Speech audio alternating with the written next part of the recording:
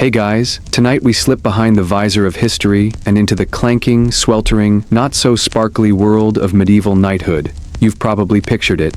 You, gallant and gleaming in a suit of shining armor, galloping into battle while the peasants cheer and bards compose ballads in your honor. But here's the thing. Reality is about to squish that fantasy flatter than a jousting lance to the chest. Your armor? It's not just heavy. It's a mobile furnace. Your glorious horse? It doesn't like you. And those peasants? They're too busy working to notice your fancy feathers. So, before you get comfortable, take a moment to like the video and subscribe. But only if you genuinely enjoy what I do here. And don't forget to drop your location and local time in the comments. I love seeing where and when you're tuning in from. Now, dim the lights and let's ease into tonight's journey together. You're standing in the courtyard of a castle, struggling to shift your weight without falling over. Your new suit of armor has just been strapped on by two squires who barely manage to stifle their laughter. It glints beautifully in the sun, sure, but the moment you try to walk, it clanks like a cabinet full of pans and instantly starts roasting you like a Sunday chicken. This thing weighs upwards of 60 pounds, if you're lucky. Some tournament armors clock in over 90, and no, it's not evenly distributed. It's front heavy, shoulder stiffening, and turns stairs into death traps. Going up is a leg workout. Coming down, a full body prayer. Let's get one thing clear. Knights didn't actually wear armor 24/7. You only suited up for battle, tournaments, and when your in-laws were visiting. But even then, suiting up took forever. You couldn't just throw it on like jeans. You needed a team, and each piece had a name.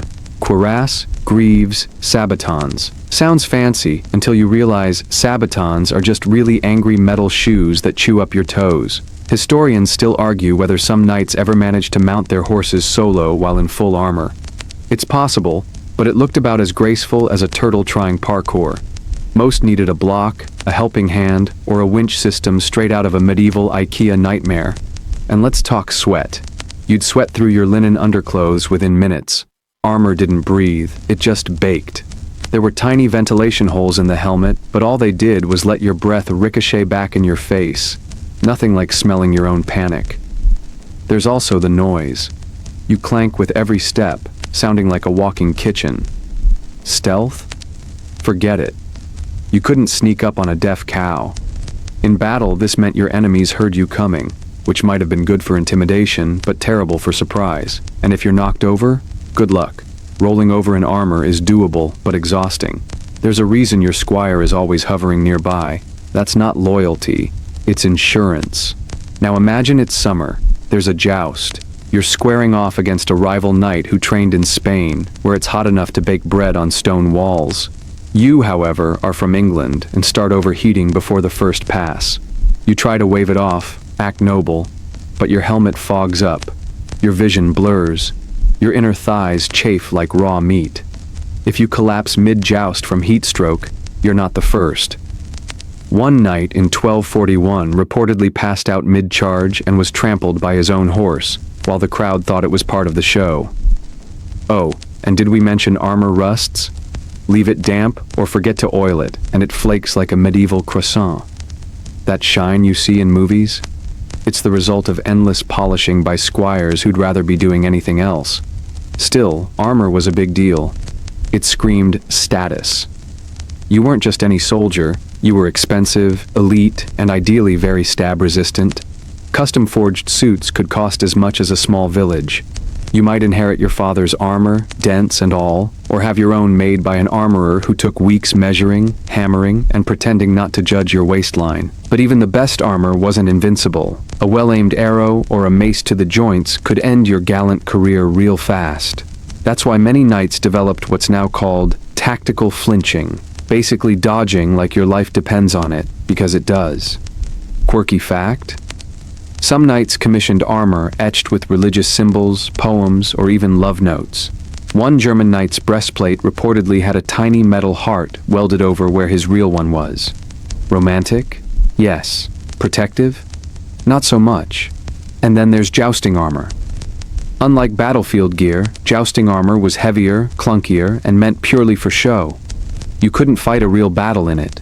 It was like showing up to a marathon in a refrigerator. Now picture yourself sitting in that armor, trying not to faint, while children throw flower petals and some bard sings your praises with lyrics that suspiciously rhyme glory with sore knee. Glamorous? Maybe, for the spectators. For you, it's hot, loud, and mildly terrifying. You shift your weight again, and the greaves pinch your knees. One wrong step, and you're face down in the dirt. The peasants might chuckle. The noble lady might pretend not to notice. Your squire will definitely write about it in his diary. But hey, you look cool. And in a world where your worth is measured in scars and polish, that's half the battle. You're barely 15, but guess what? Your knightly journey doesn't start with glory or dragon slaying. It begins with dirty laundry, specifically someone else's. Welcome to the world of the squire, a job that's equal parts babysitter, errand boy, and glorified medieval butler. Your day kicks off at dawn, which feels a lot like midnight when you haven't slept well. The rooster hasn't even cleared his throat yet, and you're already stumbling into the armory to polish yesterday's battle grime off Sir Grumpy's breastplate. Yes, again. Because heaven forbid the noble lord face the world with a speck of dried mud on his shiny codpiece. You see, before you can become a knight, you serve one. Not in a fun, mentorship type way, but more in the scrub my chainmail with sand and sheep urine kind of way. And yes, that's historically accurate. Sheep urine was considered a decent cleaning agent. You don't just get your hands dirty, you soak them in medieval chemistry. As a squire, your job includes lugging gear, helping your knight dress, a process that involves more layers than a modern wedding cake, feeding his horse, brushing his horse, and occasionally talking to his horse because, let's face it, his horse has more emotional range than he does. Historians still argue whether the squire system was more about training or pure exploitation.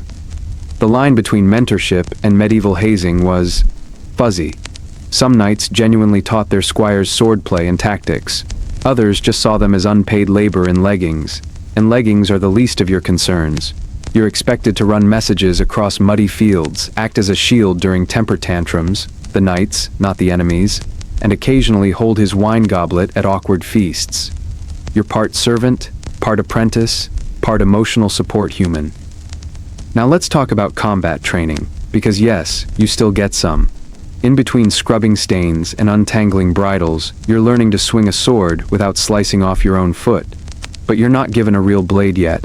Oh no. You get a wooden sword that weighs just enough to bruise your ribs if you swing it wrong, which of course you do, frequently. And if you're lucky, you get to spar with the other squires. Think of it as a medieval fight club where the only rule is, don't bleed on the noble's favorite rug. You finish every session with a mouthful of dirt, a sprained wrist, and a strong suspicion that your opponent has unresolved issues. You dream of earning your spurs, of being knighted in a dramatic ceremony beneath fluttering banners and solemn trumpets. But first, you need to earn the right to polish someone else's spurs, preferably without sneezing on them. At court, you stand behind your knight like a human coat rack. If he's invited to a feast, you get the leftovers, if there are any. If he goes to war, you go too, but you're mostly holding the banner or dragging his unconscious body off the battlefield when things go south. There's a quirky tradition among squires. Many carry a small charm, like a carved bone or saint's token, tied into their belts. Not because it helps in combat, but because losing your knight's helmet in the mud could get you whipped, and divine help suddenly seems practical. You may be young, but your responsibilities are staggering. You're managing your knight's schedule, cleaning wounds, fetching herbs, and trying to decode noble etiquette that makes algebra look simple. One wrong word, and you could insult a duke's second cousin's hunting dog, social suicide, and you're exhausted, always. Your knight likes sunrise sword drills and midnight ale. That means you're up before him and asleep after him. If he needs to pee at 2 a.m., guess who holds the candle? Still, you find tiny moments of pride, when he compliments the shine of his greaves, when he doesn't get a cold from a poorly packed travel cloak.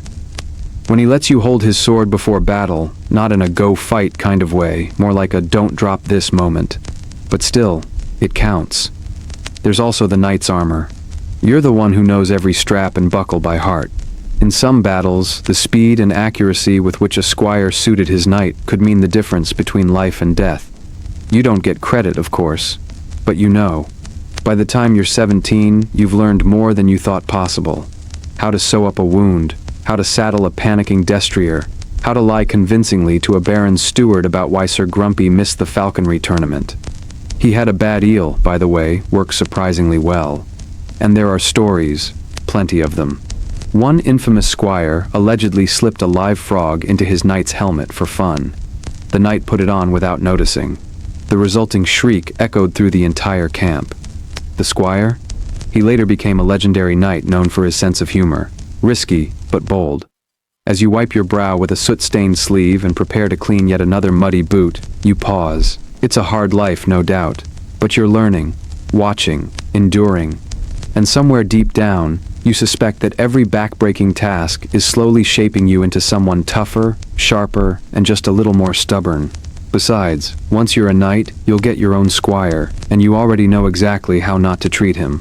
Probably. You've survived your squire years, somehow, and the big day is finally here. The sun's rising over the chapel, casting long golden rays over the courtyard. Trumpets sound, villagers gather, and banners flutter like someone ordered too many tablecloths in the wind. Today you're being knighted. You're nervous, sweaty, and trying not to cry in front of your mother, who keeps adjusting your collar. Your knightmaster gives you a curt nod. That's medieval for, I'm proud of you, but feelings are for poets. The ritual is steeped in tradition. You kneel, recite oaths about honor, bravery, and loyalty to the crown and church. Though let's be honest, you'll soon find those values are more flexible than advertised. Still, the moment the sword taps both your shoulders, you are officially a knight. You stand taller. The crowd claps. A dog barks. And for a second, you think this is it, the beginning of greatness. But then comes the paperwork.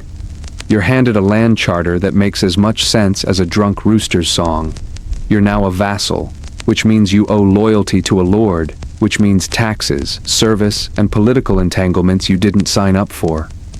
Technically, your land is yours, until the crown wants it back or your lord changes his mood. Historians still argue whether these feudal contracts protected the knights or just tied them down with golden chains. Sure, you get land, but now you're also a tax collector, dispute settler, and amateur grain counter. And yes, people will blame you when their goat goes missing. Now that you're a knight, people assume you live in a castle. Maybe. If you're lucky. More often, you live in a drafty manor house with questionable plumbing and a roof that leaks directly onto your only good cloak. Your servants are grumpy, the kitchen smells like regret, and the local blacksmith keeps overcharging you because he knows you can't forge your own horseshoes. But at least you get to ride around in armor, right? Well, not all the time. Most days you wear a thick tunic, a belt, and a look of mild disappointment. Armor's expensive, cumbersome, and no one wants to fetch it just so you can inspect a grain shipment. And those tournaments you imagined? They happen, but rarely. They're not casual weekend affairs. They're full-blown festivals with crowds, money, politics, and a high risk of losing your teeth. To participate, you need a good horse, a great helmet, and insurance that doesn't exist yet. You also need connections. Nobility controls who gets invited. If your cousin insulted someone's aunt's falcon 5 years ago, you might be accidentally left off the list. Petty? Absolutely. But that's medieval networking for you. There's also the matter of equipment. A real knight can't show up with dented mail and a chipped sword. You'll need a smith, a tailor, a groom, and at least one squire who knows which side of the horse is the front. That's not cheap. So you ride out in your best gear, hoping to win some honor, or at least not fall off your horse in front of Lady Rosalind, who still thinks you're that boy who threw up during training. At the tournament, things escalate fast. There's cheering, pageantry, and roast meat that's been sitting out too long. You're lined up with other knights, some of whom have names like Sir Ulrich the Bludgeonator. Cool. Nothing intimidating about that. You lower your lance.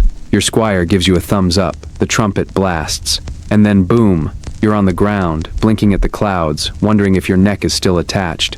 The crowd gasps. Someone laughs. Lady Rosalind is definitely not impressed. But you get up, dust off, walk off the pain like you meant to fall dramatically, because that's what knights do. They fall, get up, and pretend it was all part of the plan. Later, at the feast, you're served meat, bread, and wine watered down to prevent people from jousting the table. Everyone's talking, laughing, pretending their ribs don't hurt. You get a pat on the back from a baron whose name you've already forgotten. It feels good. Mostly. Quirky detail? Some knights carried tokens from noble ladies during tournaments, ribbons, brooches, even a lady's glove. One poor knight once wore his lady's garter around his helmet. It fell off mid-charge and caused a 2-night pileup. Romantic? Yes. Practical? Not even a little. By midnight, the feast is over. You ride home sore, tired, and rethinking your life choices. That scroll you signed swearing eternal fealty? It didn't mention back pain. And here's where it gets real. Knighting ceremonies are beautiful, but they also mark your entry into a brutal reality. Politics, war, estate management, and the kind of noble drama that makes high school look tame. You're not just a warrior, you're a taxman, a middle manager, and a reluctant diplomat. You'll spend as much time writing letters as you do wielding a sword, and most of those letters start with, "My most gracious lord," and end with, "Please send grain." But still, deep inside, there's a flicker of pride. You did it. You earned your spurs. You survived the training, the squiring, the bruises, and the nonsense. You're a knight now. Sure, your armor chafes, your lord is moody, and your estate is mostly mud, but there's something quietly heroic about holding a role that carries centuries of weight. Even if your boots are still damp from this morning's goat incident. You thought knighthood would bring peace and prestige, but now you're trudging across a field that smells like cow dung and regret, headed for yet another glorious military campaign. That's right. War. The thing you technically trained for, but didn't expect to involve quite so many blisters and boredom. Here's the first rude awakening. Most of medieval warfare isn't charging into battle under a rain of arrows. It's sitting in a muddy field, waiting. For orders, for reinforcements, for your lord to decide if today's the day you finally storm that crumbling hilltop fortress. Spoiler, it's not. Historians still argue whether knights were truly the dominant force on medieval battlefields, or more of a showy sideshow to the grim reality of longbowmen, pikemen, and disease. Either way, your shining armor makes you a prime target. You're the glittering billboard screaming, "Important person, hit me first." And yes, your armor looks impressive, but it's heavy. Not, "I feel noble," heavy. More like, "I might fall over trying to mount my horse," heavy. Once you're strapped in, chainmail, plate, helmet, you feel less like a warrior and more like a baked potato with a sword. The battle finally begins with a trumpet blast and a stomach drop of terror. You ride forward, lance lowered, heart hammering, and then, chaos. Horses scream, metal crashes, and suddenly there's a man in front of you whose job is to remove your head. You parry, swing, miss, yell something heroic that comes out as a nervous squeak, and somehow survive the first few minutes. Then your horse is gone, ran off or collapsed, you don't know, and you're on foot, armor digging into your armpits, vision foggy through your visor. One quirky fact, some knights had their names sewn into their underclothes in case they were stripped on the battlefield. Not for modesty, just so their gear could be returned to the right family if they died. Efficient and morbid. If you're injured, good luck. Battlefield medicine consists of honey, wine, and prayers, none of which do much for a broken femur. You might be hauled to a field tent where a barber surgeon will examine you with the same tools he uses to trim beards. Sanitary? Not exactly. One unlucky knight allegedly had a live maggot infestation treated with garlic and strong words. But let's assume you survive. Congrats. The aftermath of battle is a grim parade of bodies, moaning men, and looters already prying valuables off the fallen.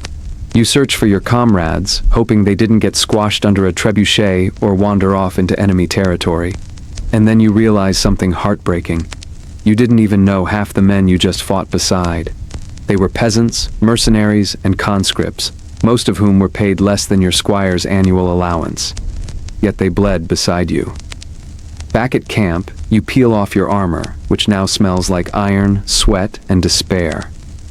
Your squire tries to cheer you up with a badly boiled stew and an awkward compliment.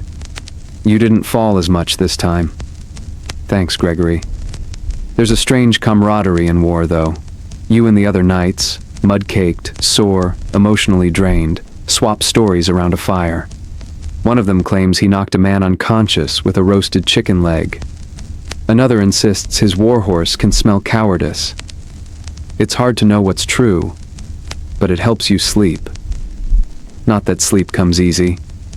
Your body aches, and your brain replays the screams and flashes of steel. You shift under your blanket, staring at the stars through tent holes, wondering if this is really what you signed up for. And then, there's the matter of plunder. See, you don't fight just for honor. There's loot, armor, horses, gold teeth, and the occasional fine tapestry someone accidentally cuts from a noble's wall. But plundering is a dirty business. You're supposed to share it with your lord, report it honestly, divide it fairly. You don't. No one does. Everyone lies. You stuff a jeweled goblet under your cloak and claim you found only some average boots. Classic. There's also ransom, an entire medieval economy built around capturing rather than killing. If you nab a noble alive, you can demand payment from his family or liege. One story tells of a knight who captured a duke, only to discover the ransom wasn't gold, but a castle. The knight retired early and probably never touched a sword again. But you? You don't get that lucky. You return from war with a few scars, some stolen silverware, and a creeping sense of disillusionment. The grandeur you imagined, those tales of chivalry and valor, feels hollow now. Your armor is dented. Your horse is limping. Your squire smells like turnips. And you've discovered that for every dramatic sword clash, there are 10 hours of logistical misery involving wagons, spoiled meat, and your captain's poor sense of direction. Still, you did your duty. You fought. You lived. And as you ride back toward your manor, cloak snapping in the wind, you can't help but laugh quietly. Next time someone calls you a noble knight, you might just offer to let them wear your boots for a day. See how noble they feel then. You arrive home after the campaign, expecting parades and praise. Instead, you find your fields overgrown, your steward overwhelmed, and your manor chickens roosting in your bedroom. Welcome to estate management, noble knight. War might break your bones, but this breaks your spirit. See, knights aren't just warriors. You're landlords, tax collectors, justice arbiters, and local therapists. Except your therapy involves grain quotas and neighbor disputes over whose goat ate whose garden. You wanted glory, you got peasant complaints and mildew. First, you check your treasury, or rather, the tiny lockbox under your bed. You jiggle the rusty key and discover 3 silver coins, a bent spoon, and a suspiciously chewed parchment. Apparently, while you were off defending the realm, your steward borrowed funds to improve morale. Historians still argue whether medieval stewards were helpful administrators or opportunists in fur-lined cloaks. Yours definitely leans toward the latter. You tour your land, which you technically own, but don't really control. Peasants work it, but they're not thrilled. The harvest was bad, the well dried up, and a wild boar destroyed half the barley field. You nod seriously, trying to look like someone who knows what barley is supposed to look like. Then comes the legal stuff. 2 peasants are fighting over a cow. The cow, who looks thoroughly unimpressed, is chewing grass next to your boot. You're supposed to hear both sides and issue a fair ruling. You mumble something about shared pasture rights, and pray it sounds authoritative. They both grumble, but nod. The cow sneezes on your leg. Want to go hunting instead? Great. It's the one nightly perk that's actually kind of fun. You grab your falcon, saddle your horse, and head to the forest. But wait. Your neighbor has accused you of crossing into his woods. Now it's a land dispute. Again. And that falcon? It refuses to fly and just sits on your arm giving you side-eye. Good bird. You return to the manor muddy, tired, and wondering why nobody told you knighthood involved this much paperwork. That's right. Scrolls, messages, sealed letters. You send word to your lord requesting funds, only to get a reply that reads like a breakup letter. We regret to inform you, followed by a lot of flowery words and exactly 0 coins. Quirky detail. Some knights were so broke, they moonlighted as bodyguards or mercenaries in foreign courts. One even joined a Venetian trading ship disguised as a deckhand, only to be recognized by his coat of arms stitched into his socks. Stylish and doomed. You consider hosting a feast to restore your local reputation. Good idea. Except food is scarce, the cook quit during a flour shortage, and your only bard can't sing above a whisper due to emotional trauma involving a lute. You go ahead anyway. The hall is dressed in faded banners, the fire smokes instead of burns, and the roast pig collapses mid-presentation. Guests smile awkwardly. Someone tells a joke about knights being useless in peacetime. You laugh too loud. No one joins in. Later that night, you sit by the hearth alone, still in partial armor because the clasps jammed again. Your dog, your one loyal subject, rests its head on your boot. You scratch its ears and whisper, "This isn't quite what I pictured, is it?" There's a rustle. Your steward appears with a long list of urgent matters. Apparently, a nearby village is refusing to pay taxes unless you personally visit and bless their new granary. Also, the chapel roof is leaking and someone's been stealing apples. You miss war. That's the horrible truth. As bloody and terrifying as it was, at least you felt like a knight. Out here, you're just a tired, underpaid bureaucrat with a sword you haven't used in weeks and a back that cracks like a haunted library door. And then there's the taxes. Technically, you owe money to your liege, but your peasants can't pay you. So you start selling things. A few silver goblets here, a family tapestry there. You keep your warhorse, of course. Pride demands it, even if he eats more than the entire household staff combined. Meanwhile, the local monks are making you look bad. They write, they pray. They never leave their stone abbey, and yet everyone respects them. You've fought for this land, and still, folks bow more deeply to a guy in a robe holding a candle. One fringe theory says some knights secretly envied monks' quiet lives and snuck into monasteries for days at a time just to sleep and eat in peace. You believe it. You're halfway to shaving your head and changing your name to Brother Reginald. Then, disaster. A drought hits, crops fail, the peasants are starving. And as their knight, you're expected to provide relief? With what exactly? You hold emergency meetings, you pray, you cry a little in the woods when no one's looking, but you do what you can. You trade your last jeweled dagger for sacks of grain, you tighten your belt, you ride from village to village assuring people things will improve, and maybe, just maybe, they start to believe you. Because here's the twist, this miserable, exhausting, unglamorous life, it means something. Not because you're heroic, but because you keep going. You show up, you serve, you try. You're not the knight in shining armor from the songs. You're the one who patches roofs, settles goat disputes, and rides into battle even when your boots don't match. And maybe that's the real chivalry, not shining, but enduring. The days blur into seasons. The mud dries, the snow comes, and with it, new troubles.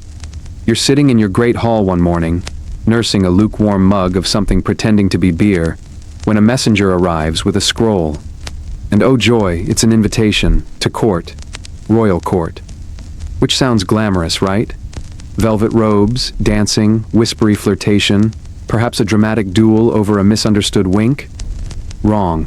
You're about to discover that court life makes even battlefield boredom seem like a holiday. You dig out your finest tunic, moth-chewed but noble enough, and polish your boots until you can sort of see your reflection in them. Your squire trims your beard, fusses over your cloak, and tells you to look commanding. You respond by sneezing into your gauntlet. The journey to court is long and full of awkward inn-stops, drafty abbeys, and one memorable night sleeping in a chicken coop after a bridge collapsed unexpectedly. The chickens were not hospitable, but finally, you arrive. Towers rise into the sky, pennants flutter, and everything smells of rosemary and money. You dismount with a grunt, hand off your reins to someone suspiciously eager, and head inside. The court is a riot of color, perfume, and people who speak in layers of meaning so thick you're never quite sure if they're complimenting you or plotting your ruin. Everyone's smiling with their teeth, and somehow no one's actually eating the feast food. You grab a leg of lamb and instantly mark yourself as the barbarian of the group. Historians still argue whether royal courts were centers of true political power or just stages for elite gossip and intrigue. You're pretty sure it's the latter. By the second hour, you've heard 3 rumors about yourself, one of which involves you eloping with a duchess you've never met and a missing emerald. You try to make polite conversation. "Lovely weather for January," you say to a countess. She replies, "My 3rd husband drowned during weather like this." You back away slowly and hide behind a tapestry. Eventually, you're called to audience with the king. Your heart thuds like a badly tuned drum. You kneel, offer the correct flourishes, and recite the phrase your steward drilled into you. "Your Majesty, I remain your most humble and loyal blade." He nods once, then asks, "Where are your tax reports?" You freeze. Your brain goes blank. Tax reports? You were hoping to be knighted again, not audited. Turns out, court isn't about honor. It's about politics, about favors, leverage, positioning. You sit through council meetings where people use 12 words to say what could have been done in 3. You see knights rise and fall based on who they're related to, not what they've done. One fringe tidbit. Some courtiers practiced influence stacking, sponsoring several knights or nobles at once to build invisible networks of loyalty. Like social climbing, but with armor and candles. You meet old rivals, dressed like peacocks, who smirk just a little too long when greeting you. You meet would-be allies who ask for things like a simple marriage alliance, or a small army, nothing excessive. You start carrying 2 coin purses, one for bribes, one for real needs. At night, you wander the halls and find little corners of quiet. You overhear music from somewhere distant and wonder what it would be like to be a lute player instead. Just you, a stringed instrument, and no legal obligations. But you're not a musician, you're a knight. And when the king finally does summon you again, it's not for a pat on the head. He has a mission, a diplomatic escort, through enemy territory, with a noblewoman who reportedly insults people by accident and travels with 6 dogs. So you accept, because saying no isn't an option. You pack your things. Your squire grumbles, your horse sighs, and you ride out again, not to fight, but to smile and nod and protect someone who thinks your helmet smells like soup. And yet, there's an odd thrill to it all. You're useful again. You matter. The journey is tense. At one point, bandits approach, but flee when they see your armor. Another time, a snowstorm nearly traps your party in a ravine. You find shelter in a crumbling chapel and share salted pork by firelight. The noblewoman warms up to you after you help rescue one of her dogs from falling into a frozen stream. She names the pup after you, which is flattering, if mildly awkward. Eventually, you deliver her safely. Mission complete. Your reward? A curt nod from a duke and a lukewarm mug of ale. You sigh. Your squire claps you on the back and says, "You didn't get stabbed this time." Small victories. Returning to court, you're met with new gossip, new schemes, new subtle insults from nobles with more rings than fingers. And just when you think you might escape, a chamberlain slips you a note. It's from the queen. She wants to see you. You panic. What did you do? Did you insult someone? Did she hear about the chicken coop? Turns out she wants a favor. Her brother wants a squire's position. You're expected to train him. He's 14, soft hands, a poetic soul, and absolutely terrified of horses. You accept, of course, because what else can you do? And so you ride home, again. Back to your crumbling estate, back to muddy fields and broken fences. But now with a teenage boy quoting love poems and asking if swords can be used more like metaphors. Knighthood, you realize, isn't about epic battles or courtly glamour. It's about endurance, about adapting, about not yelling when someone asks if your armor's too shiny for field work. But still, you're out here, still standing, still riding, and that has to count for something. You return to your estate with a new squire in tow, a lad with soft shoes, a scroll collection, and the unfortunate tendency to faint at the sight of blood. He says things like, "Do you think my haiku captures the essence of autumn, and pets every passing goat like it's a sacred beast?" You're beginning to suspect the queen didn't assign him to you as a reward, but as punishment. He calls you mentor. You try not to flinch. You ease back into daily life, or what passes for it. But this time, something's different. There's a strange hum in the air, restlessness among the villagers, rumors of roving bands of mercenaries, and your steward giving you that brace-yourself look. Apparently, another war is brewing, because of course it is. The king has declared a new campaign, this time across the sea. You don't even get a chance to clean your armor before a royal rider thunders up the road with sealed orders. Muster your men, sharpen your blade, and prepare to sail. Historians still argue whether these rapid redeployments were necessary acts of defense or politically motivated disasters. You lean toward the latter, especially as you try explaining to your new squire that yes, seasickness and swordsmanship are a terrible mix. You muster your retinue, what's left of it. A few aging men-at-arms, a cousin who owes you money, and a local boy with dreams far bigger than his muscles. You sigh, count your coins, and wonder how many favors you can still cash in. Soon, you're at port. The ship rocks beneath your boots before it even leaves harbor. You clutch a rope and try not to hurl into the sea. Nearby, your squire is dramatically composing a farewell sonnet to the coastline. He reads you a line. You make a noise that could mean lovely or please stop. The voyage is miserable. Rats in the hold, salt in your beard, rain, wind, and the endless sound of groaning timbers. You sleep in your armor. You eat biscuit so hard you think it might fight back. At one point, someone insists lemon peels ward off scurvy. You chew them with the enthusiasm of someone trying to taste literally anything besides moldy bread. There's a brief mutiny scare when the crew realizes the cook has been watering the wine. You defuse it with a combination of stern threats and the promise of land spoils. Nobody believes you, but they calm down anyway. Finally, landfall. You stumble ashore like a drunken crab. Your boots squish. Your sword belt has left a permanent dent in your hip. Welcome to the continent. A land of new enemies, old grudges, and, most importantly, mud that smells distinctly like fermented despair. You set up camp with your fellow knights. Some are old friends, others are rivals with smiles like wolf grins. Everyone's pretending to be thrilled about this whole adventure. No one actually is. Your tent leaks, the food's worse than on the ship, and some ambitious noble has decided you're in charge of logistical coordination.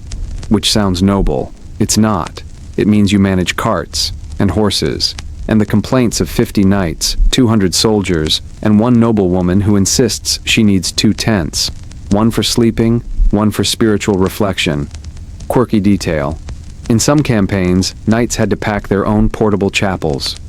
Yours? A candle stuck in a bucket and a wooden cross your squire carved using a spoon. The battles begin. They're short, brutal, and rarely glorious. You charge. You crash. You try not to get trampled. Once you end up face down in a trench, armor full of ants, yelling at your squire to fetch the priest or a large rock. He returns with both. Useful, lad. There are victories. Mostly small ones. You take a tower, lose it, take it again. The banners change color so often, even the birds get confused. But in between the fighting, there are long stretches of cold waiting. You sit on a crate, sharpening your blade, watching the sky, and wondering why your life keeps circling back to this. Mud, blood, boredom. And just when you think it couldn't get worse, plague. One man coughs, then another. Then the tents start emptying. Panic spreads faster than disease. People burn their belongings. You catch your squire trying to perfume his armor with dried lavender. You stop him before he sets himself on fire. Historians debate whether medieval armies understood the true nature of disease or just blamed it on bad air and moon phases. Either way, everyone's terrified, including you. You pack up early, retreat inland. The king's orders shift. Strategy changes. Suddenly you're defending instead of attacking. You man the walls of a half-ruined fort with 2 crossbowmen and a cook who insists onions repel curses. One night there's a skirmish. You fight by torchlight. It's chaos. You lose 3 men. But somehow you survive. Again. At dawn, you climb the rampart and stare at the fog-drenched fields. The enemy's gone. For now. And then, the message comes. The war is over. Or at least, this war. You're told to return home. No grand parade. No feast. Just a quiet dismissal and a reminder to keep your taxes up to date. You gather your things. Your sword. Your horse. Your squire, who now carries a scar and walks with a bit more weight in his step. The journey back is long. Familiar. Too familiar. But different this time. Because now, you know exactly what waits for you at home. Leaky roofs, angry tenants, and endless responsibilities. And yet, you go. You go because that's what knights do. Not just fight, but return. Rebuild. Repeat. You smile, just a little, as you pass the familiar bend in the road near your manor. The trees haven't changed. The air smells like wet hay and soot. And waiting at your gate is a dog with a graying muzzle, wagging like you're the king of the world. Your estate welcomes you with all the fanfare of a damp dish rag. The villagers nod. Respectful, yes, but mostly concerned about when their taxes are due, and whether the new steward will still let them graze goats behind the chapel. You dismount with a groan. Your knees make a noise you'd rather not describe. Your squire jumps off his horse, limps 3 steps, and then collapses into a barrel of turnips. Welcome home. It's time to settle back into peace, a term used loosely because a knight's peace isn't lounging in silken bedsheets or sipping wine under flowering trees. It's managing a small, crumbling fiefdom with the organizational ease of a blind juggler during an earthquake. You make a list, always a mistake. Fix the outer wall, replace 3 roof beams, send a letter to the bishop about that very unofficial traveling monk who's been performing miracle chickens, pay off a blacksmith, hire a carpenter, reinforce the granary after last season's mouse siege. Yes, siege. They were coordinated. Historians still argue whether knights were truly noble landlords or just glorified tax collectors with swords. Based on the smell of your hall and the state of your outhouse, you're guessing the latter. Your steward greets you with a stack of scrolls and an expression of barely concealed dread. He tells you that one tenant tried to pay his rent in song. Another has claimed squatters' rights over the mill. And the grain stores are, well, haunted. Possibly. You attend a village meeting. It begins with a petition to remove the witching mushrooms growing near the well. It ends with a fistfight between 2 men over whether a pig can inherit property. You wonder, not for the first time, whether you should have just stayed at court and taken up lute lessons. But you endure, because this is part of knighthood too, the part they don't write songs about. The boots on ground, mud on cloak work of managing land, people, disputes, repairs, and the occasional attempted barn arson. One tenant says he was provoked by a goat. You rebuild a fence yourself one morning, more out of frustration than pride. Your squire watches you and offers poetic commentary. The hammer sings in the rhythm of responsibility. You pretend not to hear him. One fringe tidbit you discover while sorting out the estate's neglected herbal garden. Some knights hired plant whisperers, eccentric locals believed to know which herbs healed, which cursed, and which just smelled nice enough to keep rats away. Your garden consultant is a woman named Sibba who wears 10 layers and communicates mostly by humming. You spend your days inspecting grain sacks and your nights tending to the aching muscles court life never prepared you for. You host a few minor nobles, mainly for diplomatic reasons. One drinks all your ale and challenges your cook to a duel over undersalted stew. And then, just as things begin to settle, a letter arrives. A summons. Not to war this time, but to serve as judge in a land dispute between 2 neighboring lords. You groan so loud the chickens scatter. Apparently, you're considered a neutral party, probably because you haven't stabbed either of them, yet. You ride out, again, into a neighboring valley where rolling hills hide centuries of grudges and every house has 2 opinions about every boundary. The lords argue with maps, with fists, with angry Latin. You listen, you sigh, you try to keep peace. Historians still debate whether knights had any real legal power or simply suggested outcomes with the implied threat of armor behind them. You do your best to be fair, even though one side brings you a gift of wine and the other a suspiciously fat goose. You settle the dispute. Nobody's happy, which means you've done your job correctly. Back at home, a messenger from the king arrives. This time, it's not war. It's a request. Host a hunting party. Noble guests, important alliances. You're expected to smile and not let anyone accidentally impale themselves on a boar. The prep is maddening. Your cook nearly resigns over the lack of saffron. Your steward loses his voice shouting about bedding. Your squire tries to write a welcoming verse to recite upon their arrival. The nobles arrive, late and perfumed. They bring hounds, falcons, and the general air of people who've never cleaned a stable in their lives. One knight insists on wearing silk, in the woods, in November. The hunt itself is chaos. One horse bolts. One lord gets treed by a wild pig. Your squire drops his spear and runs after a deer like he's chasing true love. You manage to shoot one pheasant and dislocate your shoulder in the process. Success? Over the fire that night, stories are exchanged. Ale flows. And for a moment, you remember why some people romanticize this life. The camaraderie, the thrill, the strange sense of family among people who, frankly, would all rob each other blind given the chance. And then someone burns the venison and blames your dog. The next day, they leave. You breathe again. But you also feel a shift inside. You're older now. Not old exactly, but seasoned. Calloused in more ways than one. Knighthood isn't what you expected. Not at all. But it's yours. And strangely, you find comfort in the rhythm of it. The galloping chaos, the small victories, the way the land sighs under your boots when you walk it alone. And even though the roof still leaks and your squire insists on composing a 5-part epic called The Knight and the Turnip Barrel, you feel, dare you admit it, almost content. Your estate is finally running. If not like clockwork, then at least like a cart with 3 good wheels and a loyal goat pulling it. You've learned the rhythm of this place, the way the frost clings to the well at dawn, how the sun hits the chapel bell just before noon, and when to bribe the baker with smoked eel to avoid hearing about his bun-related grievances. But just as things begin to resemble stability, another summons arrives. This time, it's not war, not diplomacy, not a hunting party or land dispute. No, this is something much worse. It's a tournament. Yes, one of those. The kind with trumpets, flower garlands, too many banners, and far too many people pretending they've never so much as sneezed in armor. You're expected to compete, display your valor, win glory, all while not losing any important body parts. You groan, loudly. Your squire claps with delight. Tournaments, historians agree, were equal parts sport, social networking, and organized chaos. Some say they began as training exercises between knights. Others argue they were barely disguised excuses to bash rivals without political consequences.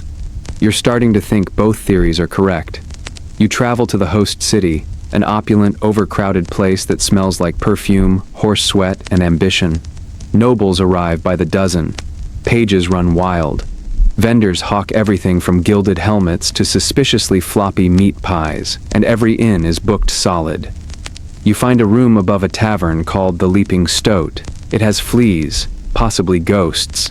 Your name is entered into the tournament roster. Your coat of arms is painted, sloppily, onto a battered shield. Your squire insists on composing a heroic chant to precede your entry. You beg him not to sing it. He hums it anyway. You spend the night polishing armor, reviewing tactics, and trying not to think about the noblewoman who winked at you over a roasted duck leg. She's the niece of someone important, possibly a duchess. Definitely dangerous. The first day of the tournament dawns with the sound of 100 trumpets and one very unfortunate lute solo. You line up with the other competitors, gleaming in their finest gear, some sporting decorative feathers that look like escapees from a bird-themed opera. Your first event is the joust. Now let's be honest, jousting is not as glamorous as it looks. You sit on a warhorse that weighs more than a small cart, squint through a helmet slit narrower than a keyhole, and gallop toward another human at full speed with the aim of mutual destruction. What could possibly go wrong? Everything. You break a lance. Then 2. Then your pride. But somehow you stay on your horse and score enough points to advance. Your arm is numb. Your squire is already planning a celebratory poem. You distract him with a meat pie. Historians still debate how much of these tournaments were genuinely dangerous versus choreographed. In your case, the danger feels extremely real, especially when you're matched against Sir Roderick of Oakenhill, a man whose beard is rumored to have blocked an arrow. You manage to survive the joust with all limbs attached. The crowd cheers, or jeers. Hard to tell over the ringing in your ears. Next comes the melee, a full-scale brawl between multiple knights in an enclosed field. The goal? Don't die. Maybe grab a flag. Definitely try not to fall in the mud pit again. The melee begins in a blur of steel, grunts, and overly dramatic battle cries. You land a few solid hits. You take a few too. At one point, you're fairly certain someone throws a chicken. You keep moving. And then, glory of glories, you win. Not the whole thing, no, but a prize for most impressive comeback. You suspect it's because you managed to stand after face planting into a barrel.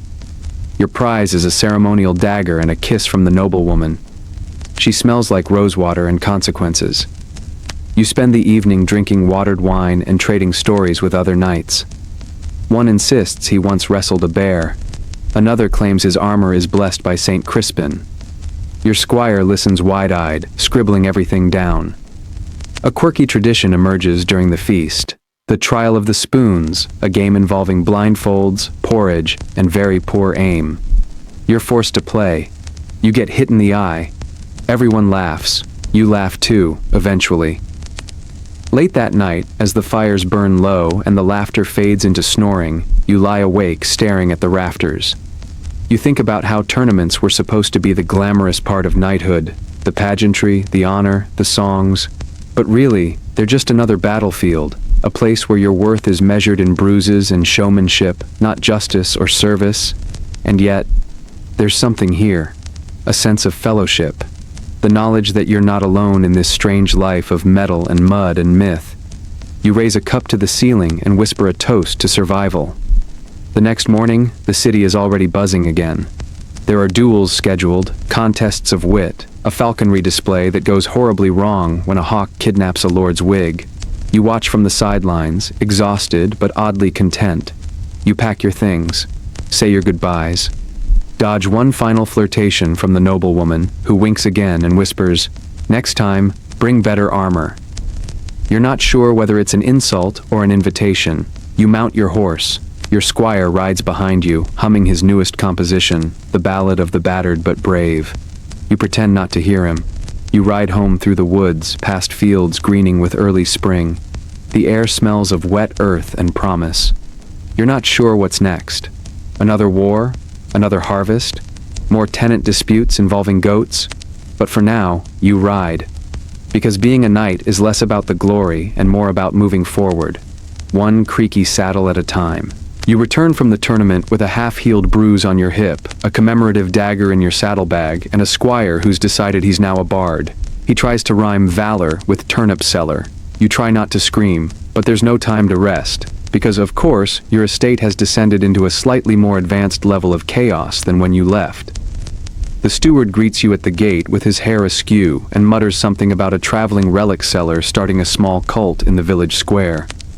Apparently, a finger bone, belonging to Saint Kevin the Slightly Holy, has sparked a religious revival, and also a fistfight.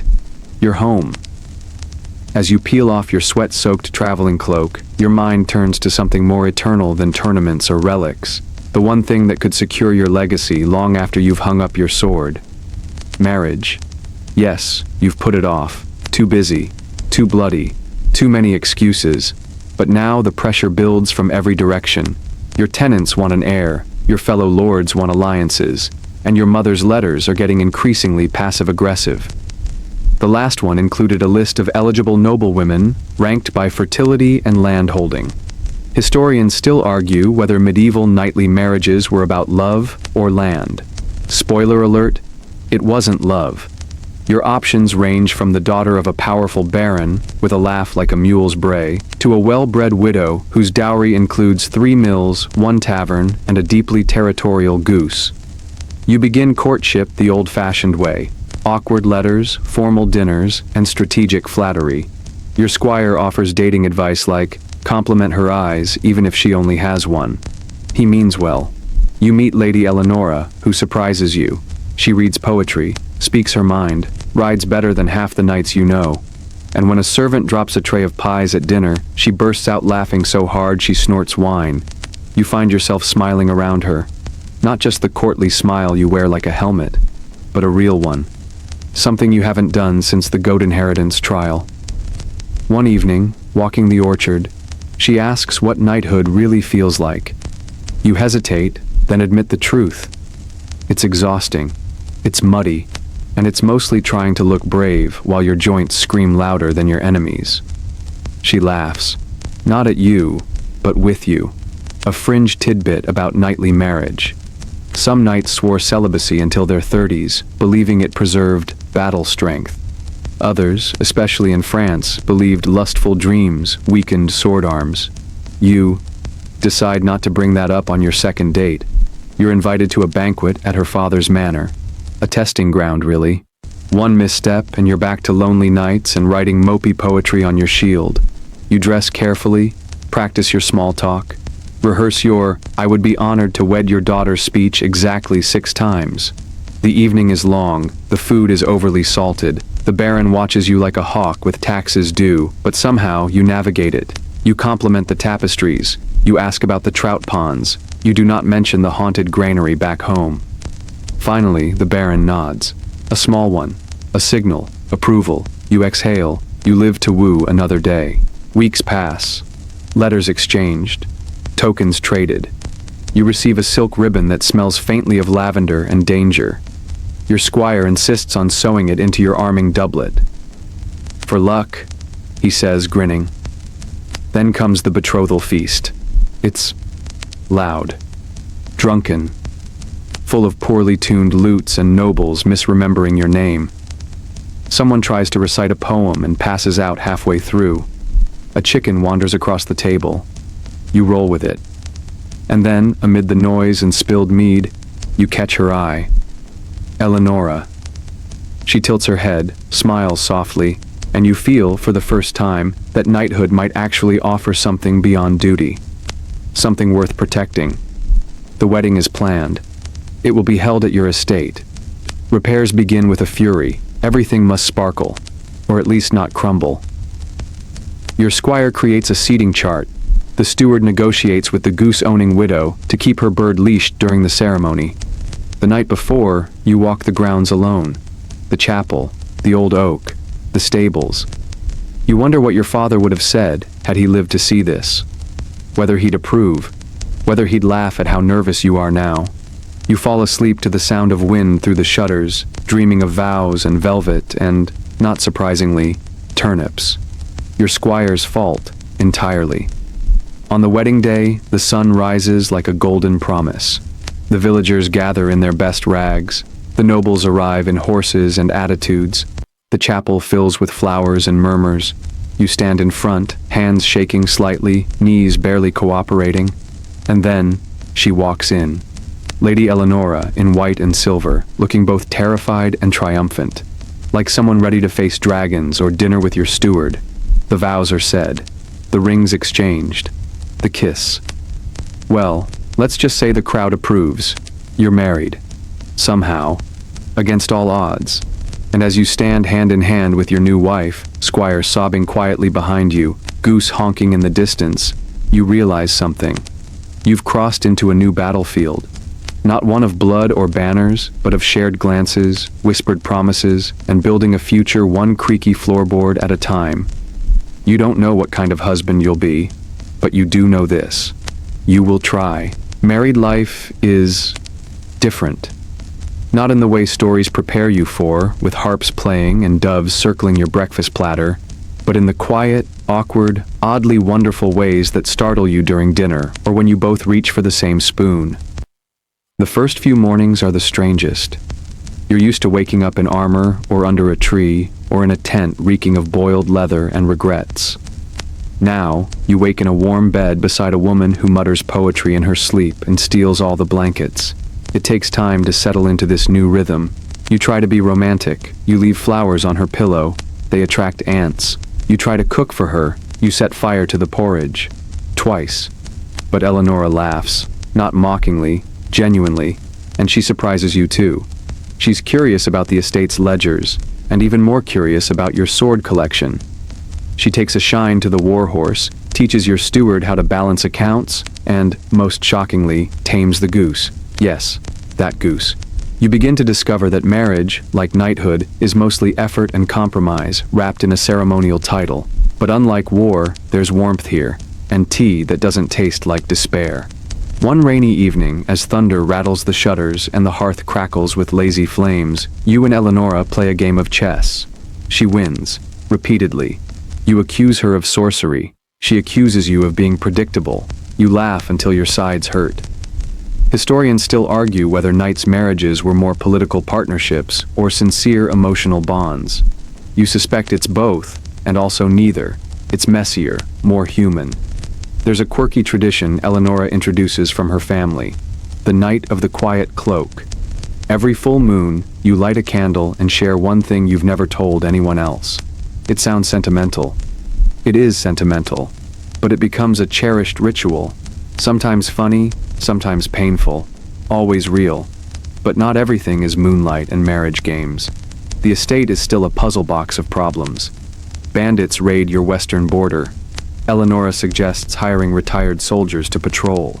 You do, and one of them turns out to be your old jousting rival. He's missing 2 fingers and tells the same 3 stories on loop. But he's loyal. That's what matters. The harvest fails in one village. Eleonora oversees the grain redistribution personally, calming tensions with bread and kind words. You realize your wife might be better at diplomacy than you'll ever be. One day, a messenger arrives. An old friend from your squiring days has died. You ride out to the funeral, a long, solemn trip through soggy fields and colder winds than you remember. The chapel is small, the eulogy brief. You recognize no one but the priest. On the ride home, you feel it, the creeping weight of mortality. That knighthood is not a forever thing, that bones wear out, that songs fade. Eleonora notices your silence. At dinner, she reaches across the table and says softly, "You don't always have to wear armor." You think about that for a long time. Then, you are summoned again, not to war, but to council. The king has convened a session of knights and lords to address growing unrest in the southern provinces. You're not sure why you're summoned, but Eleonora encourages you to go. "Sometimes listening is the best weapon," she says, brushing your sleeve. At court, things are predictably tense. Young nobles argue loudly. Old ones fall asleep mid-speech. The king barely speaks. His advisors whisper behind fans and fur collars. You sit quietly. Watch. Listen. When your turn comes, you stand. Speak plainly. Suggest roads be repaired, trade monitored, taxes eased, slightly. You don't shout. You don't flatter. You speak like a man who's patched roofs and seen sheep starve. A few scoff, but one advisor nods. Later, he invites you to join a council to monitor border defenses. It's not glamorous, but it's work that matters. You return home to news. Eleonora is pregnant. You blink. She smiles. You both cry. A little. The steward faints. Your squire starts composing a lullaby. Now the estate buzzes in new ways. Midwives arrive. Herbalists offer tinctures. Every old lady in the village delivers unsolicited advice. Eleonora is calm. You are slightly panicked. You sleep lightly. You double-check the roof. You resharpen your sword for no reason other than feeling useful. And one moonless night, it begins. You pace outside the room. You pray. You sweat more than you did in any battle. Hours pass, or maybe years.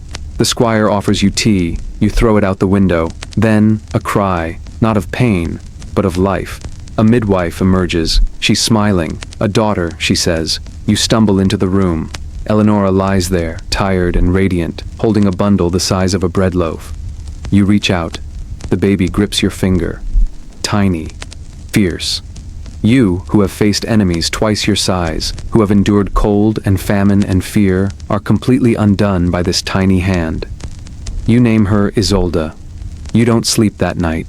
You just sit, watching, guarding, loving. The next morning, your squire brings flowers. The goose honks. Eleonora sleeps. And you, knight of mud and misery, feel, if only for a moment, like a king. The days after Isolde's birth pass in a strange, blurry mixture of joy and sheer exhaustion. You, seasoned warrior and master of the blade, are now entirely at the mercy of a being smaller than your gauntlet. She cries with the strength of a trumpet, poops like a trebuchet firing, and has somehow enchanted every villager within 10 miles. They bring gifts daily, mostly knitted things and suspiciously crunchy sweetmeats. Your squire builds a cradle out of leftover shield wood and insists on painting a dragon on it. For protection, he says. You decide not to mention that it looks more like a fat duck. It's the thought that counts. Life, for the first time in forever, slows. Your mornings start with baby giggles. Your afternoons are filled with estate matters, often with Eleonora at your side, baby bundled on her lap while she critiques your steward's grain math. Evenings are long walks in the orchard with Isolde snug against your chest, her tiny breath warming your neck. And yet, your restlessness grows, because being a knight isn't something you can fully set aside, not even with a sleeping infant curled in your arms. The world outside your manor doesn't stop spinning. Rumors reach your ears, rebellions smoldering in distant counties, invasions whispered along the coast, rival lords stirring with ambition. Historians still argue whether knights were meant to stay local or serve the wider realm. In truth, it was often both. Knights like you, land-tied and loyal, were expected to manage their estates and be ready to die on muddy fields hundreds of miles away. So, when the king sends out a royal summons for all knights of standing to present themselves for an upcoming campaign, you're not surprised. But you are torn.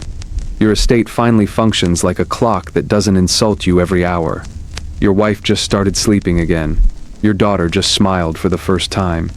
And now, you must prepare to leave.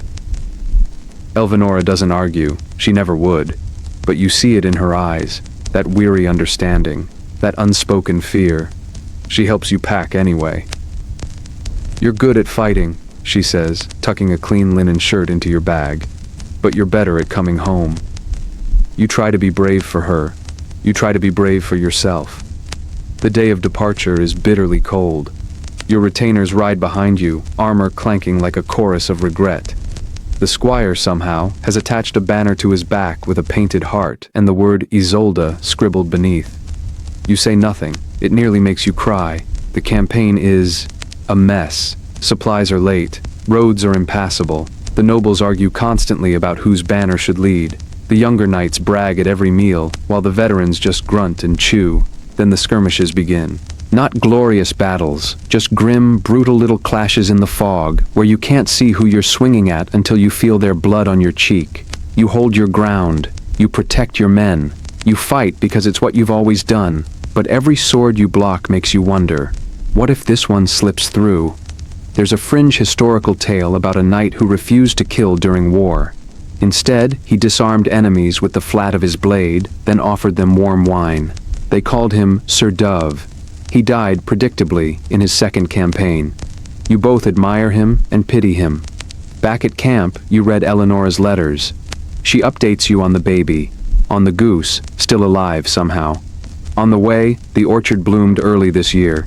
Each line is a balm, a lifeline. One night, your tent catches fire, probably because your squire tried to roast a turnip on a candle again. You both end up sleeping under a tree, smelling like smoke and failure. Still, you endure. Months pass. The conflict simmers, then dies. Never fully resolved, but shelved like a half-read book.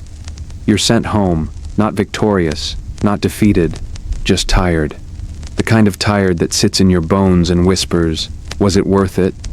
When your estate comes into view, your breath catches.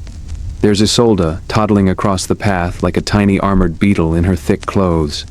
And Eleanora standing on the porch, holding a cup of cider and a smile that breaks you open. You dismount. Drop everything. Scoop up your daughter and spin, even as your sword belt clanks against your knee. She laughs. You laugh. Eleanora wipes something from your cheek, mud or tears or both. You're home. Later that night, after the fire is crackling and the doors are barred and your armor lies abandoned on the floor, you sit in the nursery. Isolde is asleep. Her tiny chest rises and falls like a metronome for your heart. You whisper to her, though she doesn't understand yet. I fought for kings. I bled for banners. But you are the reason I want to live. The wind howls outside. The world remains dangerous, complicated, and stupidly cold. But here, in this small, warm space, surrounded by the scent of lavender and wood smoke, you feel something rare. Peace. And you realize something. Knighthood isn't just about war. It's about returning from it. Peace never lasts, not because the world is cruel, although it frequently is, but because peace is like trying to hold water in your hands. No matter how gently you cradle it, it eventually slips through your fingers. So when the tax collector arrives one frosty morning, you already know something's wrong. He's young, overdressed, and smells like ink and fear. You offer him tea. He declines, citing urgent royal business, though you suspect he's just terrified of the goose. The news? The king has died. No warning, no heir declared, no plan. Just a sudden collapse at court, and now, the whole realm teeters on the edge of a very ugly inheritance dispute. Historians still argue whether the king's death was natural or the result of slow, quiet poisoning over several years. Either way, the outcome is chaos. Two nobles, cousins, both claim the throne. Both begin gathering support, and once again, you're asked to pick a side. You try to ignore it. You really do. You spend your days repairing the roof, teaching Isolde to throw tiny javelins, well, sticks, and watching Eleonora orchestrate harvest season like a conductor leading a muddy orchestra. But messengers keep arriving. Promises of titles, threats of punishment, gold offered, grain demanded. You hold firm, for now. Then, one night, your steward is attacked returning from a market town. Bandits, or loyalists, or rebels. No one knows anymore. He survives, but barely. You gather your men, post extra guards, sharpen everything. Knighthood is about protection, yes. But who are you protecting when your own country starts eating itself? Eleonora, always wiser than you, suggests inviting the local village heads for counsel. You do. They arrive cautiously, bringing loaves, gossip, and one very opinionated chicken. Their message is clear. Stay neutral. Keep the roads safe. Feed the people. Let the royals kill each other far away. And for a while, it works. Your estate becomes a sanctuary. Refugees arrive, noble and peasant alike. You house them, feed them, listen to their stories. Some are desperate, some entitled, some dangerously charming. You assign rooms carefully. Your squire builds a list of suspicious guests. He includes one monk who snores and a merchant who smells too good to be poor. You don't disagree, but neutrality doesn't go unnoticed. One faction sends riders demanding loyalty. You send them back with bread and a polite refusal.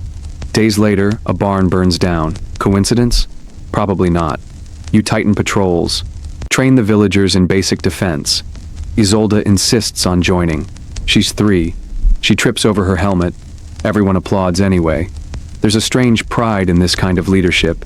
No banners, no blood, just keeping people alive. You think often of your old knightly oaths, sworn to a king, yes, but also to justice, to protection, to honor. A strange visitor arrives, hooded, alone, quiet, claims to be a traveling healer, offers to treat your steward's lingering wounds. Eleonora is suspicious. You are too, but allow it. He speaks little, sleeps even less, always watching. Then one night, he vanishes, leaving behind a note scrawled in barely legible ink. Beware the one who smiles too much. You gather your household, reread every letter, review every face, and realize you've let something dangerous in. A guest, a minor noble claiming to have lost his castle, is missing. You find him 2 villages over, stirring rebellion, promising peasants that he'll crown himself once the other claimants fall. He uses your name, your estate, your food. You ride out, face him directly. The confrontation is cold, quiet, and without violence. You strip him of hospitality.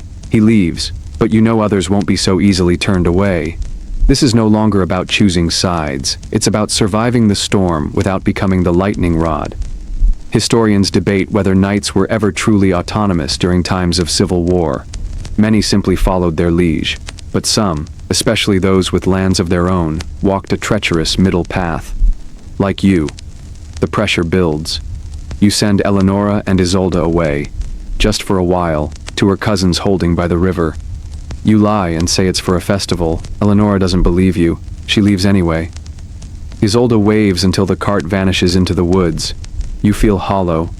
Your halls are quieter. The goose seems moody. Even the squire keeps his voice low. You train harder. Walk the perimeter twice a day. Sleep less. Then the battle comes to your doorstep, not in the form of armies, but whispers. One of your men is bribed, opens a gate at midnight. A group of armed riders slips in, expecting to take the manor by surprise. They don't expect you. In the moonlight, you meet them at the threshold. Old armor. Familiar blade. The fight is short and brutal. You kill 2. Wound another. The rest flee into the dark. It's not a victory you celebrate. You bury the bodies quietly. Rebuild the broken gate. Tighten everything. And when Eleonora returns 2 weeks later, you say only, "It's safe now." She doesn't ask questions. She just holds your hand. The civil war rages for another year. You never join a side. You protect your people. Keep your lands.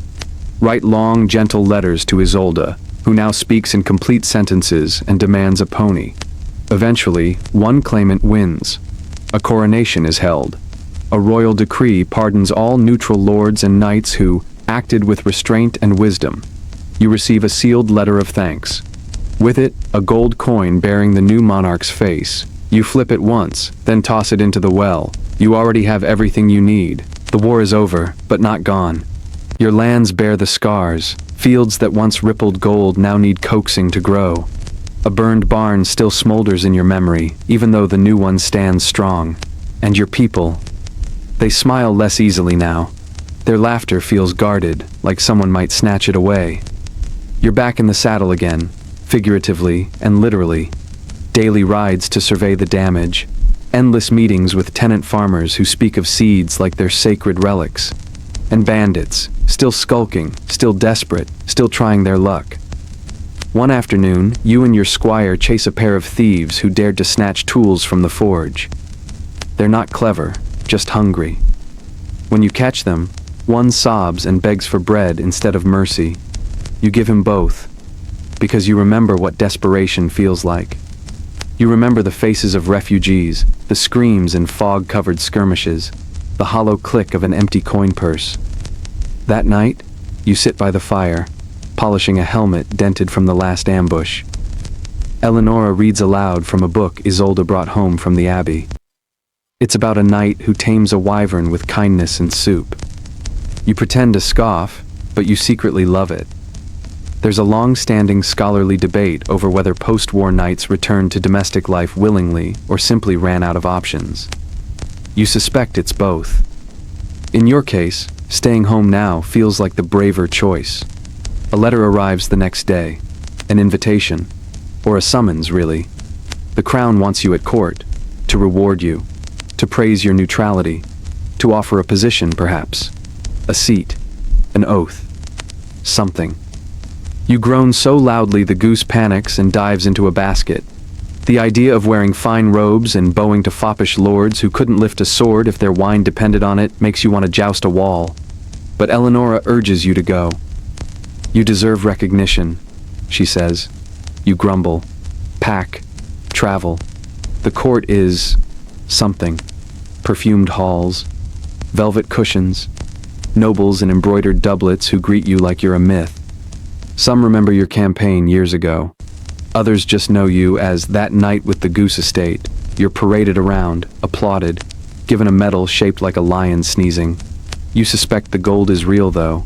The monarch, young, polished, cunning, thanks you personally, offers a permanent court position, something advisory, something ceremonial. You thank them, politely, decline. You have fields to mend. You have letters from Isolde to answer. She drew a dragon eating peas, artistic genius. You have a wife who loves quiet mornings and loud arguments over where the cider press should go. You return home with the medal tucked in your boot, and life resumes. Seasons shift. Trees change clothes. The wind gets bolder. Isolde grows fast. Too fast. One day she climbs the tower and refuses to come down until someone gives her a sword. You eventually agree, after modifying one of your old daggers and wrapping it in enough padding to make it resemble a plush chicken. She beams. You blink back tears. The villagers adore her.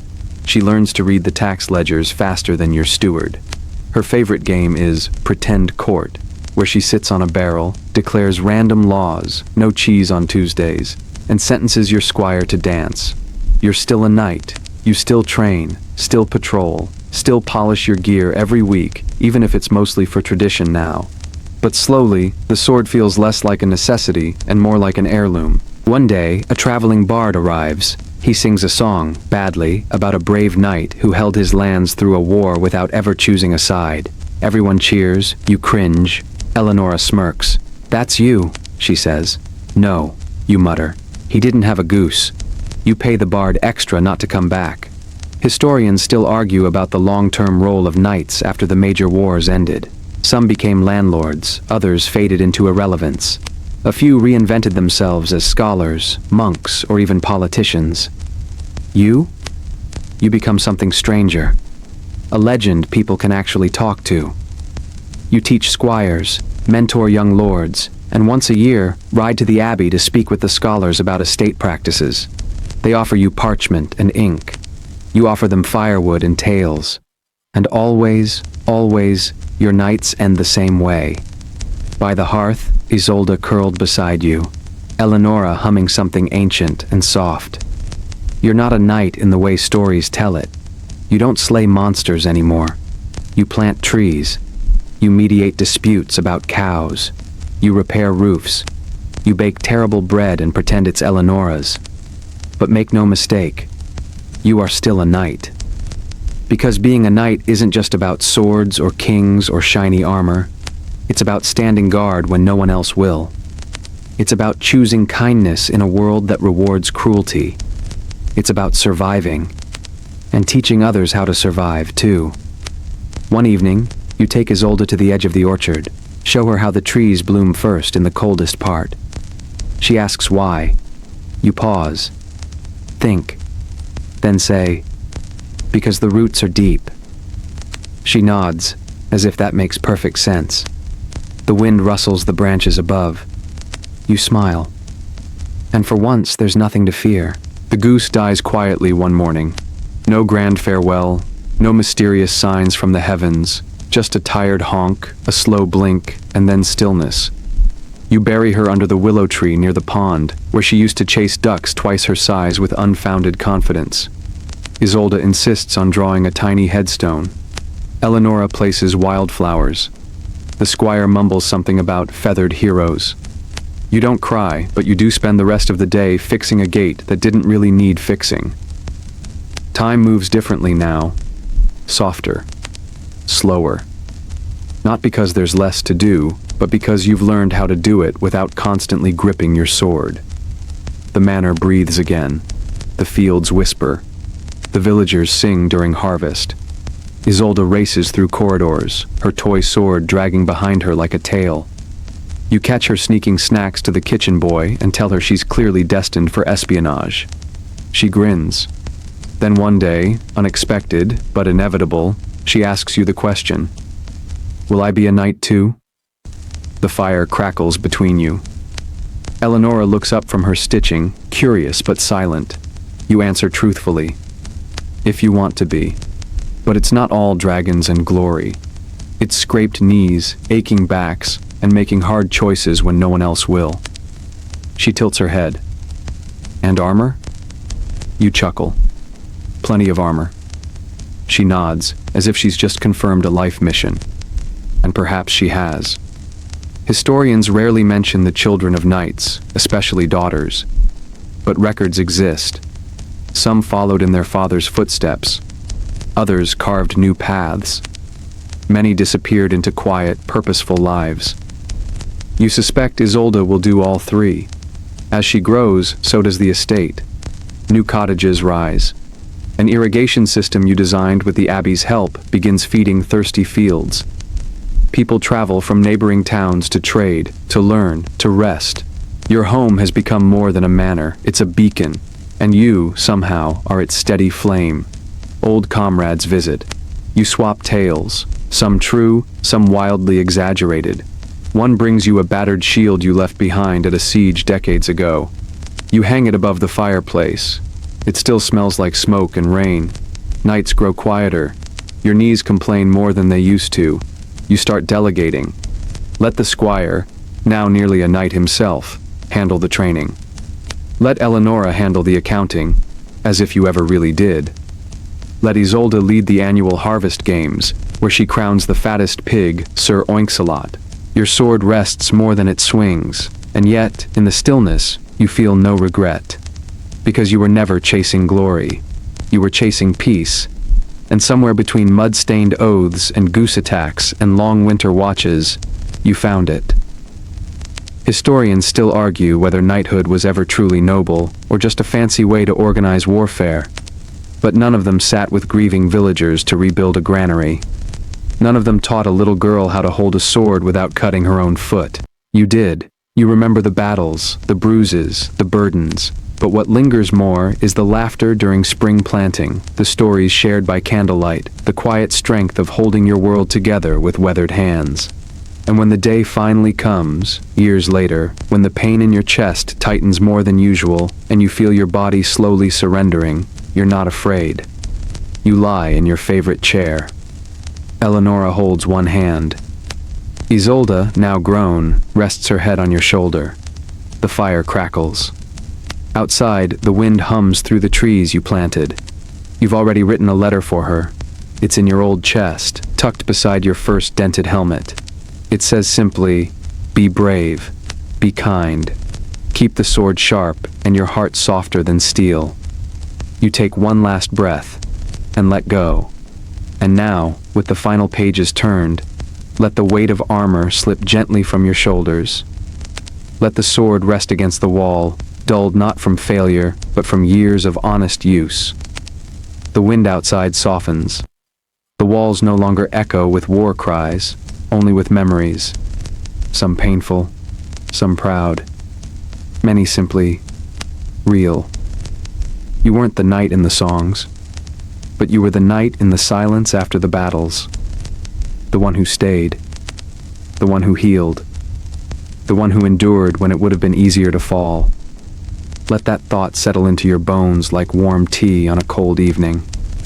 The hearth is glowing. The fire is low. Your eyes feel heavier than your shield ever did. And that's okay. Because tonight, you've walked a long road. Through mud and mist, through duty and doubt, through the sharp edge of history and into the soft quiet of peace. Rest now. You've earned it. And as your breathing slows and your mind drifts, remember, sometimes the bravest thing a knight can do is sleep.